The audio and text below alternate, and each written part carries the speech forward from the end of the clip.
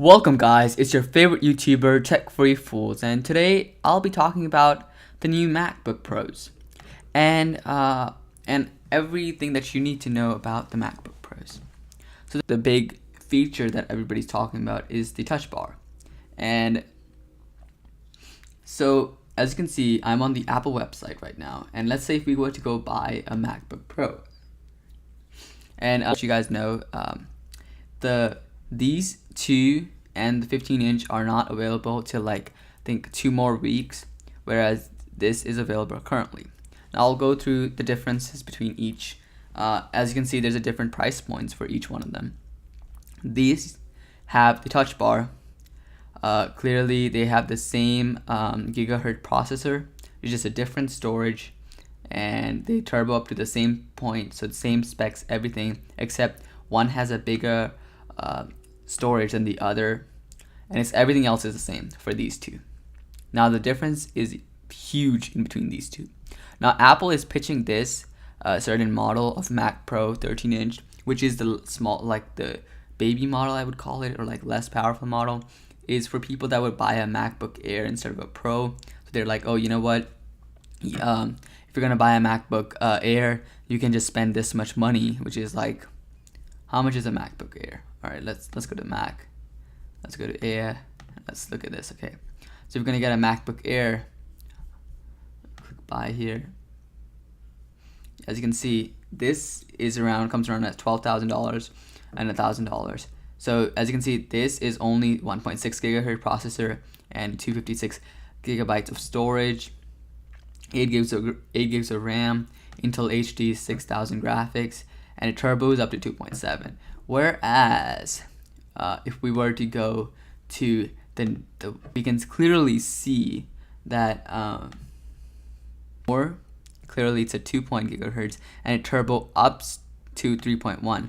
So you get a faster processor, a smaller footprint, and a thinner laptop, and it's the same weight. So you're basically getting more power and better graphics, since this is Intel Iris graphic and that's just Intel graphics. So I guess these are better, and it will turbo up to 3.1, so that will make a significant difference if you're video editing or anything. And plus you will get a Retina screen. That is one thing that a lot of people complain about the MacBook. That's one thing that every tech person wanted: a 13-inch MacBook Air with a Retina screen. If they had that, that'd be an instant seller. Everybody would buy it, but they ended up not doing that, and they ended up creating this category. Now another key thing to notice here is there is no touch bar, and there is no touch ID for this, which is kind of disappointing. It's like, okay, so you're gonna tell me that you can't put a touch ID here?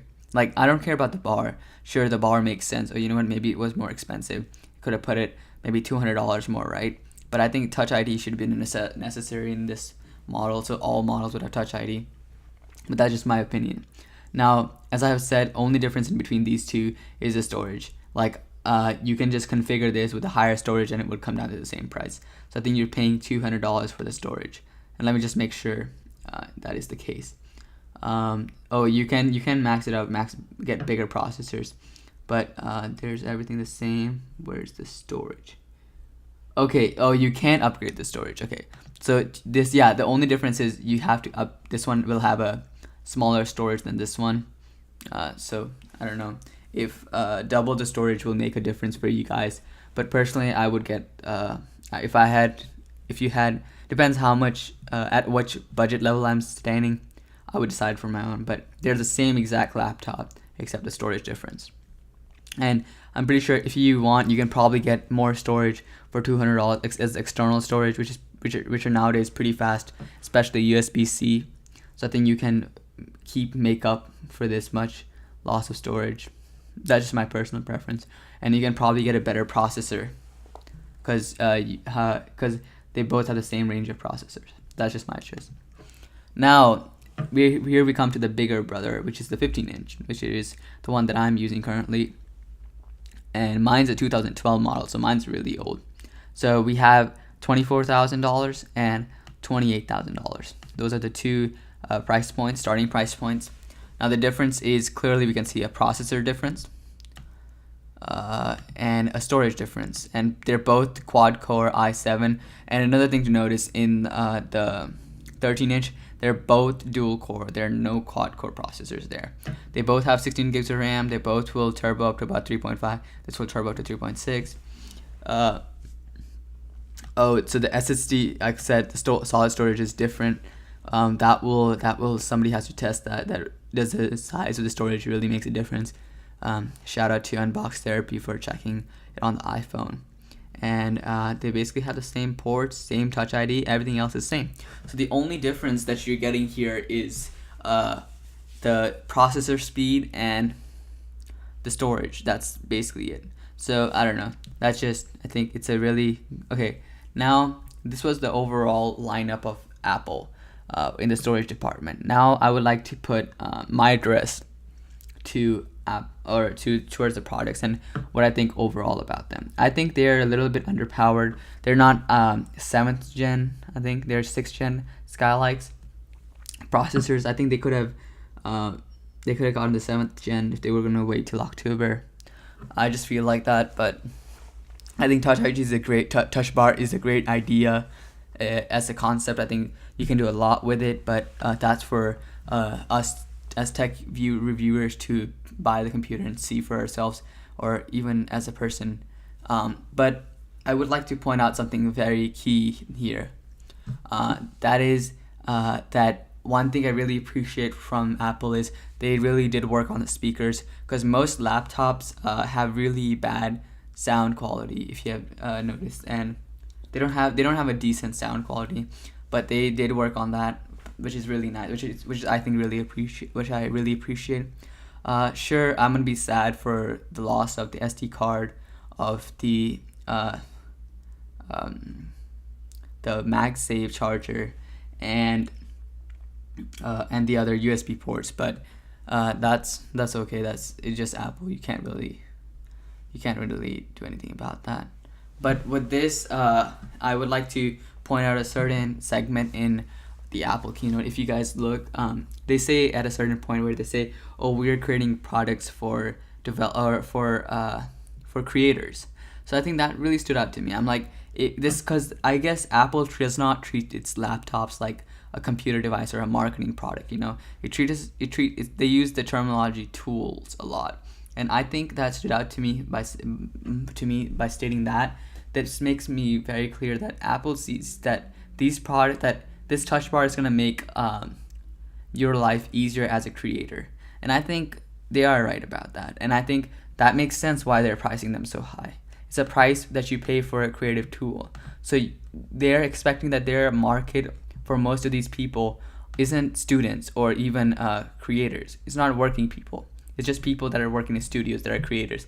I'm sorry if I messed up on that, but I think that's what their targeting is, and I think I understand that, like video developers, video editors, and I can see that. But that's very nice. It's nice to see Apple finally review. But and another thing I'd like to mention is I said, I will be making a comparison between the Surface Studio and the iMac, but I guess they didn't update the iMac, so it wouldn't be a fair comparison, so I'm not making that.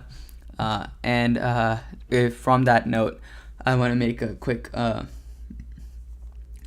I want to say something really quick, which is that Apple really sad thing is that there is no updates in the Mac Mini for 2 years. The iMac, I think it's 3, and then the Mac Pro, it's been like 4 or 5 years. So it's been a very long time since we've seen an update on those computers. So I'm just sad to see them not have it out yet, but that's okay. I would really appreciate Apple if they put out a new computer. Now, another thing that I would like to mention is that I don't know why they're still selling the old computers. Usually whenever they release a computer, they remove the old ones. I guess they're still selling them, and that's pretty much it. Okay, and another thing I would like to mention. Sure, these computers are an upgrade, 100% guarantee, like the screen. If you're a video developer, if you're a Mac enthusiast, if you're a creator, yeah, sure, they're an upgrade for you. But if you're like a student, and for most of the students, it's really expensive. College is really expensive.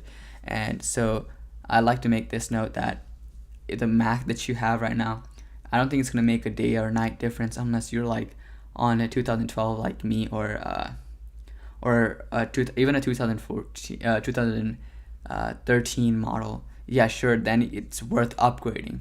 But if you're automatically on a 2014 or 15 computer, I don't think it's actually worth the price point for a student, I would say. I think you should wait for another year, or maybe another upgrade. But that's just my personal preference, because I would wait for the Skylake i7. But anyway, that's my take on the new Mac Pro's release. And thank you for watching. I really appreciate you guys sitting here listening to me. And thank you again. And so subscribe, guys. LCSS, like, comment, share, and subscribe. And see you guys later.